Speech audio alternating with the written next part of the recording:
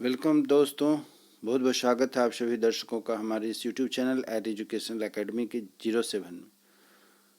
आज हम लोग चर्चा करने जा रहे हैं, यदि आप प्रतियोगिता परीक्षाओं में बैठने वाले अभ्यर्थी हैं या फिर बायोलॉजी की महत्वपूर्ण आने वाले जो क्वेश्चंस होते हैं, इम्पोर्टेंट क्वेश्चंस होते हैं, उसमें यदि आप इंटरेस्ट रखते हैं जिससे कि आपका जनरल नॉलेज अच्छा हो सके, तो आज की कड़ी में हम लोग चर्चा करने जा रहे हैं पादपों की आकार की, अर्थात प्लांट से रिलेटेड जो भी महत्वपूर्ण पोर्शन है उस पर हम लोग चर्चा करेंगे। अर्थात दूसरे शब्दों में कह सकते हैं कि प्लांट मॉर्फोलॉजी के बारे में आज हम लोग पढ़ेंगे। प्लांट मॉर्फोलॉजी अर्थात पादपों के आकारिकी को लेकर के इससे बाहर एक भी प्रश्न नहीं आते हैं, ना आ सकते हैं ना आएंगे। यदि आप कंपटीशन की तैयारी कर रहे हैं तो आपके पास बहुत बृहद चैप्टर होता है पढ़ने के लिए, और उसी में से आपके लिए कुछ इम्पोर्टेंट प्रश्नों को लेकर के मैं आपके साथ उपस्थित हुआ हूँ। आज का वीडियो है कि पादप पर अर्थात प्लांट्स पर आधारित जो भी प्रश्न बनेंगे उन सबों के बारे में हम लोग चर्चा करेंगे। लगभग 20-25 क्वेश्चंस हैं, इसको ध्यान से पढ़ लीजिए।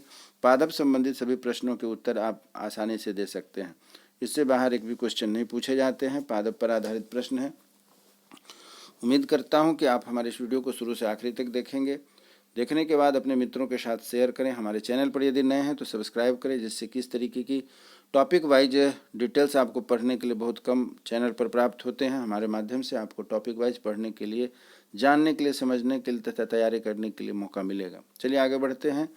वीडियो को शुरू से आखिरी तक देखते रहें। वीडियो पर, चैनल पर यदि नए हैं तो कृपया सब्सक्राइब करें, जिससे कि इस तरीके की जो भी आपकी टॉपिक वाइज तैयारी है आपको मिलती रहेगी। चलिए आगे बढ़ते हैं। आज का महत्वपूर्ण प्रश्न यह है, पौधों पर आधारित है, पादपों पर आधारित है, प्लांट मॉर्फोलॉजी पर आधारित है।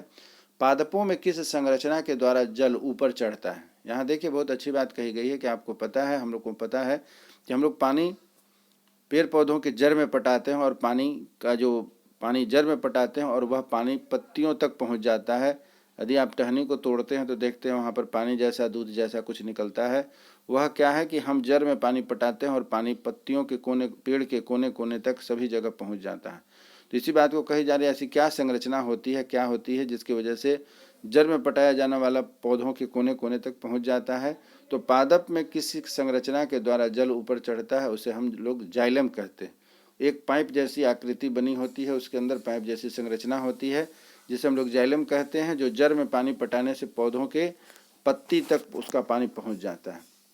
नेक्स्ट प्रश्न है कि एक बीज किसके अभाव में अंकुरित हो सकता है? एक बीज किसके अभाव में अंकुरित हो सकता है? अर्थात सूर्य का प्रकाश या पर्याप्त प्रकाश। आप देखते होंगे कि घर में जब चना को या किसी अन्य दलहन जैसे पदार्थों को रखते हैं, अनाज को रखते हैं, और वहाँ सूर्य की रोशनी नहीं मिलती है, फिर भी वह पानी के संपर्क में आते अंकुरित हो जाता है। तो यही प्रश्न आपसे कहा गया है कि एक बीज किसके अभाव में, अर्थात हमको पता है कि बीजों को अंकुरित होने के लिए कौन कौन से तत्वों की आवश्यकता होती है, उसमें यदि उसको प्रकाश नहीं भी मिलता है तो वे बीज जो है कि अंकुरित हो सकते हैं। अगला प्रश्न है कि प्रकाश संश्लेषण की दर किस प्रकाश में अधिक होती है? प्रकाश संश्लेषण की दर किस प्रकाश में अधिक होती है? तो लाल रंग में वह सबसे अधिक प्रकाश की जो दर होती है। अगला प्रश्न है कि जीवाणुओं के द्वारा नाइट्रेट को वायुमंडलीय नाइट्रोजन में परिवर्तित करने की प्रक्रिया को क्या कहते हैं? इसे हम विनाइट्रीकरण कहते हैं। जीवाणुओं का नाइट्रेट जीवाणुओं द्वारा नाइट्रेट को वायुमंडलीय नाइट्रोजन में परिवर्तित करने की प्रक्रिया क्या कहलाती है? विनाइट्रेट कहलाती है। ये आप लोगों ने पढ़ा होगा, जो कि दलहन पौधों के जड़ में एक गांठ होती है राइबोसोम नाम के, उसमें जीवाणु पाए जाते हैं, जो कि थंडरिंग के दौरान वह नाइट्रोजन से विनाइट्रीकरण की प्रक्रिया के द्वारा अमोनिया की कमी के बावजूद, बाहर से हम अमोनिया नहीं देते हैं, खाद नहीं देते हैं, फिर भी दलहन के पौधे जो हैं बहुत इम्पोर्टेंट होते हैं। इसलिए कहा जाता है दो अन्य फसलों के बीच में एक दलहन फसल का प्रयोग करना चाहिए। उसका कारण क्या है कि ज़मीन में अमोनिया की मात्रा अर्थात नाइट्रेट और नाइट्रोजन की मात्रा बनी रहती है, इसलिए जीवाणुओं के द्वारा नाइट्रेट को वायुमंडलीय नाइट्रोजन में परिवर्तित करने की प्रक्रिया को विनाइट्रीकरण कहते हैं। नेक्स्ट है कि किस प्रक्रिया के दौरान सौर ऊर्जा रासायनिक ऊर्जा में परिवर्तित हो जाती है? किस क्रिया के दौरान सौर ऊर्जा रासायनिक ऊर्जा में परिवर्तित हो जाती है? उसे हम प्रकाश संश्लेषण कहते हैं। नेक्स्ट प्रश्न है, वृद्धि रोधक ग्रोथ इनहिबिटर्स के रूप में कार्य करते हैं, अर्थात पौधों की वृद्धि को रोकने के लिए वह कौन सा एसिड डाल दिया जाता है, अम्ल डाला जाता है, तो उससे हम अब्सिसिक अम्ल या इथाइनिल कहते हैं। नेक्स्ट है पुष्पित पौधों के बीज किसके बने होते हैं। पुष्पित पौधों के बीज किसके बने होते हैं, तो भ्रूण, खाद्य संग्रह अथवा आवरण। नेक्स्ट है कि प्रकाश संश्लेषण पादप के किस कोशिका का होता है। प्रकाश संश्लेषण पादप के किस कोशिका का होता है, क्लोरोप्लास्ट में होता है। यदि हम केचुए अथवा जोंक पर नमक छिड़कते हैं तो क्यों मर जाते हैं। आपने देखा होगा कि यदि किसी जानवर को, या कभी कभी आप गहरे पानी में जाते हैं तो आपको भी अगर जोंक पकड़ लिया होगा। शहर के बच्चे जोंक कम समझते हैं, गांव घर के रहने वाले जो बच्चे होंगे वो जोंक को ज़्यादा अच्छे से देखे हैं, समझे हैं। मवेशी यदि जल में जाता है, पानी में कादो व कीचड़ वाले जल में जाता है, तो वहाँ पर जानवरों के पैर में वह जोंक पकड़ लेता है। या व्यक्तियों के, आप भी यदि कभी कादो कीचड़ के मट्टी में पानी में जाते होंगे, जाने का मौका मिलेगा तो देखिएगा कभी कभार आपको भी जोंक पकड़ लेता है। जनरली यह जोंक जब पकड़ लेता है तो लोगों को ऐसे सामान्य तौर पर नहीं दिखता है, लेकिन जब खून रिसने लगता है उस जगह से, तब पता चलता है कि आप जोंक के शिकार हो गए हैं। तो कहा गया कि हम केचुए अथवा जोंक पर नमक छिड़कते हैं तो क्यों मर जाता है। एक चीज़ और बताना चाहता हूँ कि जोंक को मारने का एकमात्र उपाय होता है नमक छिड़कना। अपने शरीर से हटा करके उस पर नमक छिड़केंगे तभी वह मरता है, अन्यथा कोई भी उपाय करेंगे तो जल्दी नहीं मरता है। तो इस क्रिया को क्या कहा जाता है। इस क्रिया को हम कहते हैं परासरण प्रघात के कारण। परासरण प्रघात के कारण वह मर जाता है। नेक्स्ट है कि कौन सी फसल मिट्टी को अतिरिक्त नाइट्रोजन प्रदान करती है। अभी जैसा कि ऊपर में हम लोगों ने पढ़ा कि दो अन्य फसलों के बीच में एक दलहन फसल का प्रयोग करना चाहिए, जिससे कि वह जो फसल होता है आपकी मिट्टी में नाइट्रोजन की मात्रा अर्थात अमोनिया की मात्रा को बरकरार रखता है, और अगला फसल जो लगाया जाता है उसकी उत्पादक क्षमता बहुत बढ़ जाती है। तो इसीलिए कहा गया है कि कौन सी फसल मिट्टी के अतिरिक्त नाइट्रोजन प्रदान करती है, तो मटर से अभिप्राय यहाँ केवल मटर नहीं है, अन्य किसी दलहन पौधे को भी आप इसमें प्रयोग कर सकते हैं, लेकिन सामान्य तौर पर मटर को ही रखा गया है। नेक्स्ट प्रश्न है कि कौन सा तत्व पौधों के विकास में आवश्यक नहीं है। कौन सा तत्व पौधों के विकास में आवश्यक नहीं है, तो सोडियम। उसके बाद है वर्मी कंपोस्ट क्या होता है। आज के वर्तमान समय में जनरली कहा जा रहा है कि फर्टिलाइजर की जगह वर्मी कंपोस्ट का प्रयोग करिए, वर्मी कंपोस्ट का प्रयोग करिए। आखिर वर्मी कंपोस्ट क्या है, वही बात कही जा रही है। तो कार्बनिक जैव उर्वरक को हम लोग वर्मी कंपोस्ट कहते हैं, अर्थात जो गोबर वाली खाद होती है उसको कही जाती है वर्मी कंपोस्ट। क्या होता है, तो कार्बनिक जैव उर्वरक कहा जाता है। किस पौधों को औषधीय भारतीय चिकित्सक कहा जाता है। किस पौधों को औषधीय भारतीय चिकित्सक कहा जाता है। आंवला। आपको पता होना चाहिए, आंवला एक ऐसा विटामिन सी का सबसे प्रमुख उत्पाद है जिसमें कि प्राकृतिक रूप से इतनी अधिक मात्रा में विटामिन सी पाई जाती है, या इसे धात्री फल भी कहा जाता है। यह अन्य फलों में सबसे श्रेष्ठ फल माना जाता है। इसीलिए कहा गया कि कौन से पौधे औषधीय भारतीय चिकित्सक कहा जाता है, तो आंवला। नेक्स्ट है कि अफीम पौधों के किस भाग में प्राप्त किया जाता है। अफीम पौधों के किस भाग में से प्राप्त किया जाता है, तो फूल से। यह बहुत अच्छी बात यहाँ पर आपसे बात की गई है, आप इसको थोड़ा ध्यान दीजिएगा तो समझ सकते हैं। कहने का मतलब है कि पूरा पौधों को नहीं खाना है। अफीम यदि अगर उसका जो नशीला पदार्थ है उसको यदि आपके प्रयोग में लाना है कि इसके नशे के लिए, तो पूरे पेड़ को नहीं खाना है, न जड़ को खाना है, न पत्ती को खाना है। जनरली हम लोग पौधों के जड़ और पत्तियों का और टहनियों का प्रयोग करते हैं, फूल का कम प्रयोग करते हैं। तो यहाँ यही कहा गया है कि अफीम के लिए किस भाग का अधिक से अधिक प्रयोग किया जाता है, तो वह होता है फूल। अफीम के लिए फूल का प्रयोग किया जाता है। सबसे पहले नेक्स्ट प्रश्न है, सबसे पहले बनने वाली प्राथमिक जाइलम तत्व को क्या कहते हैं। सबसे पहले बनने वाले प्राथमिक जाइलम तत्व को क्या कहते हैं, तो प्रोटोजाइलम।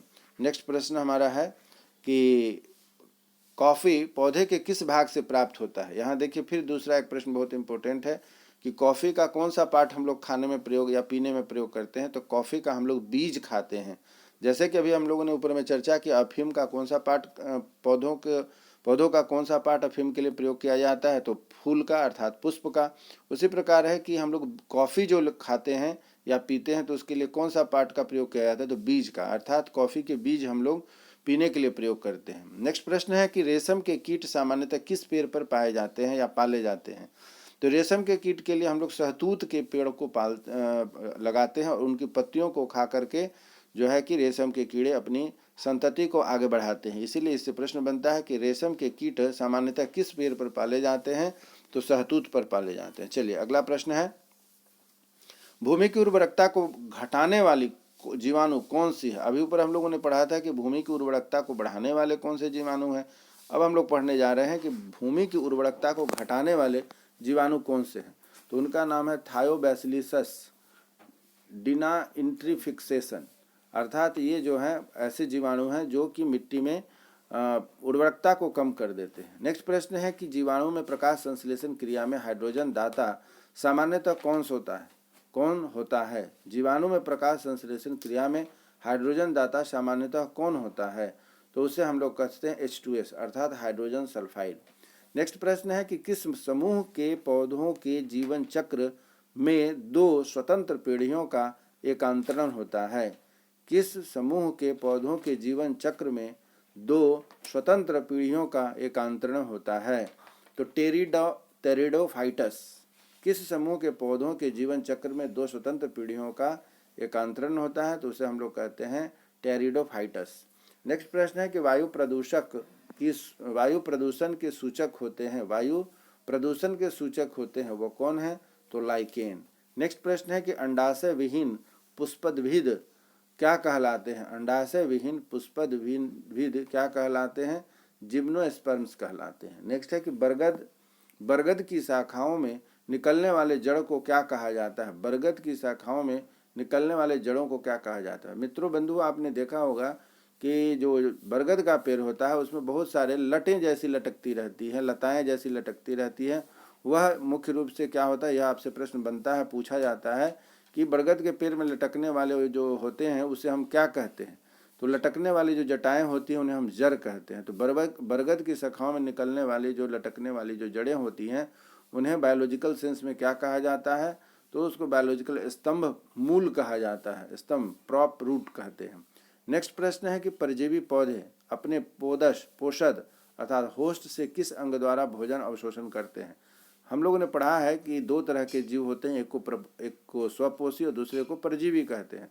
स्वपोषी हरे पौधे होते हैं जो अपना भोजन खुद बनाते हैं, और परजीवी वैसे पौधे होते हैं जो हरे पेड़ पौधे पर आश्रित होते हैं। तो वही प्रश्न यहाँ बन रहा है कि परजीवी पौधे अपना पोषद होस्ट जो उसके होते हैं किस अंग से अपना भोजन अवशोषण करते हैं, तो उसे हम चुस्कांग कहते हैं। उसे हम लोग चुस्कांग कहते हैं, जिससे कि वे पौधे अपना भोजन हरे पौधों से चूसते हैं। नेक्स्ट प्रश्न है कि किस प्रकार के पौधों की जड़ों में द्वितीयक वृद्धि पाई जाती है। द्विबीजपत्री पौधों में। नेक्स्ट प्रश्न है कि नागफनी के पत्तियां किसमें रूपांतरित होती हैं, कांटा में। नागफनी एक ऐसा पौधा है जिसके पौधा कहें या पत्ती कहें उसमें केवल पत्ती ही दिखाई देती है या केवल टहनियाँ होती हैं और उसमें कांटे लगे होते हैं। वही प्रश्न है यहाँ पर कि नागफनी की पत्तियां किसमें रूपांतरित होती है, तो कांटों में। नेक्स्ट प्रश्न है गेहूं धान और जौ में कैसी जड़ें पाई जाती है, तंतु में जड़ें पाई जाती है। फिर है नेक्स्ट प्रश्न रेशेदार जड़ तंत्र किस पौधों में पाया जाता है। रेशेदार जड़ तंत्र किन पौधों में पाया जाता है, तो प्रायः एक बीजपत्री पौधे में। देखे होंगे कि बीज 2 प्रकार के होते हैं, एक बीजपत्री जो अकेला होता है और द्विबीजपत्री। जनरली इसमें दालें जितनी होती है वो सभी द्विबीजपत्री होती है, अर्थात 2 पार्ट इसमें बने होते हैं, इसलिए द्विबीजपत्री कहते हैं। चावल एक बीजपत्री होता है क्योंकि अकेला होता है। तो इस प्रकार जो है कि रेशेदार जड़ किन पौधों में पाए जाते हैं, तो इसको पहचानने का आसान तरीका है कि रेशेदार जड़ वाले जो तंत्र होते हैं एक बीजपत्री पौधे होते हैं। नेक्स्ट प्रश्न है कि कौन सा मरुद्भिद पौधा उत्तर प्रदेश के मैदानी क्षेत्रों में पाया जाता है, अर्थात मरुस्थल में पाए जाने वाले ऐसे कौन से पौधे हैं जो उत्तर प्रदेश के मैदानी भागों में पाए जाते हैं, उसको हम लोग एकेसिया कहते हैं।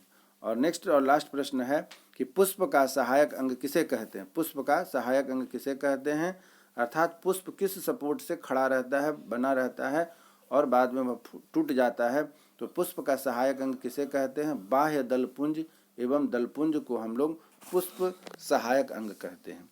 तो इस प्रकार आप देख रहे हैं कि हमारे पास जो अगला पॉइंट है वह पादप का कौन कौन सा अंग खाने में प्रयोग करते हैं, अर्थात हम जो भोजन में प्रयोग करते हैं इन पादप का कौन सा अंग हम खाने में प्रयोग करते हैं। जैसे यहाँ आपको प्रश्न दिया गया है लहसुन और प्याज, इसमें हम कौन सा पार्ट खाते हैं, तो स्कल कंद अर्थात ऊपर की जो छिलके होते हैं, देखने में तो छिलके होते हैं लेकिन हम उन्हीं को खाते हैं, इंग्लिश में इसे बल्ब कहा जाता है। लहसुन और प्याज का कौन सा पार्ट खाते हैं? तो सल्क कंद, जिसे इंग्लिश में बल्ब कहा जाता है। हल्दी और अदरक का कौन सा पार्ट खाते हैं? तो वह पार्ट है प्रकंद, राइजोम जिसे कहते हैं। नेक्स्ट है अरबी और जिमीकंद। अरबी या जिमीकंद का कौन सा पार्ट खाते हैं? तो घनकंद अर्थात कॉर्म होता है। और आलू का कौन सा पार्ट खाते हैं? आलू जो हम खाते हैं उस पार्ट को क्या कहा जाता है? कंद या स्तंभ कंद अर्थात ट्यूबर कहा जाता है। इसी प्रकार से कि हार्मोन्स विकर से भिन्न है, क्योंकि हार्मोन्स उपापचयी क्रियाओं में पूर्णतया प्रयुक्त होते हैं। हार्मोन्स उपापचयी क्रियाओं में पूर्णतः प्रयुक्त होते हैं।